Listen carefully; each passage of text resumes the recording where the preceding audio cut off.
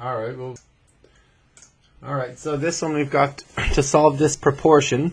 280 over 530 equals 112 over x.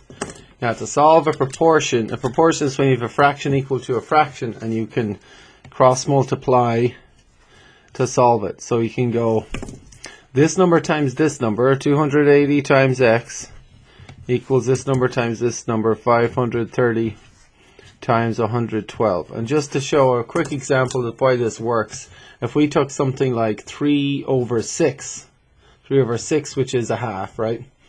And that's equal to 5 over what? 5 over 10, which is also a half. And look what happens when we cross multiply. We take this number 3 times this number 10 equals this number 6 times this number 5, right?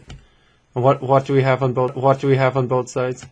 Yeah, 30 equals 30. So cross multiplication works, and we're using it here because we want to find this unknown number x. Okay, so we have 280 times x equals 530 times 112.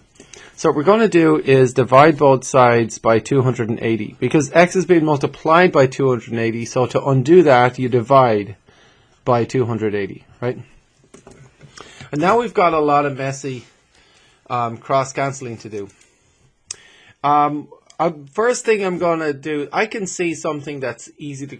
Well, first of all, let's not multiply 530 times 112 because that'll give us a big long number and it'll be really hard to break it back down again. The first thing I see that, look, there's a 0 here and here. Can't I just divide by 10 on the top and bottom? Just for fun, I'm going to challenge you to just cross the zeros off because that's the same thing. 2853. Isn't that fun? Yeah, you can see you're dividing by 10, so you can just cross off the zeros, right? Not a big deal, right? I hope. Now, let's see. This 28, that's an even number. How about 28 and 112, right? They're both even. Yeah, so perhaps we'll just try 2, will we? Okay, 2 into... Let's see. Yeah, 2 into 2 is 1. 2 into 8 is 4. Right. Now, 2 into 112. 2 into 11 goes how many times? 5. Remainder 1. 2 into 12?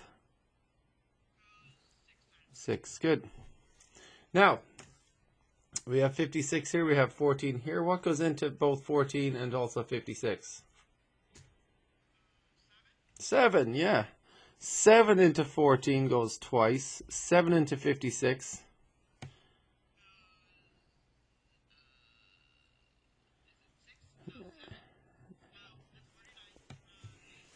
8 times, yep.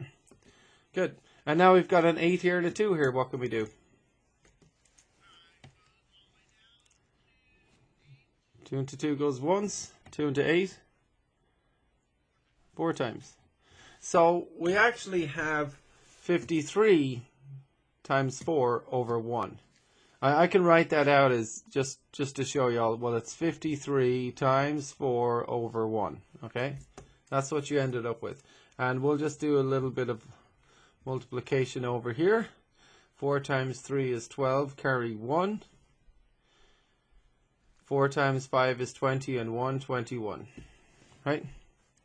So x should equal 212. Yep. It's alright. And just because I can't help it, I'm a math teacher, I'm going to check this really quick, and you guys don't have to do this. You can do this on a test maybe. You don't have to do it for every problem. But that over that breaks down to be 28 over 53. And on the other side I had 112 over 212. Interesting.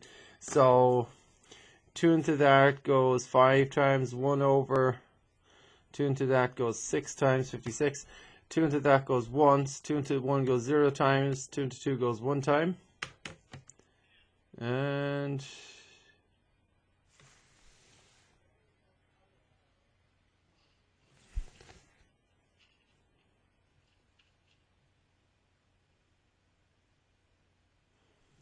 no, made a mistake there. Sorry. 2 into 2 into 1 goes 0 times, remainder 1. 2 into 12 goes 6 times. So this is 56 over 106. And then we go 2 into 5 goes twice, remainder 1. 2 into 16, 8 times. 2 into 10 goes 5 times. 2 into 6 goes 3 times. So in both cases we get 28 over 53, right? 28 over 53, so that worked out.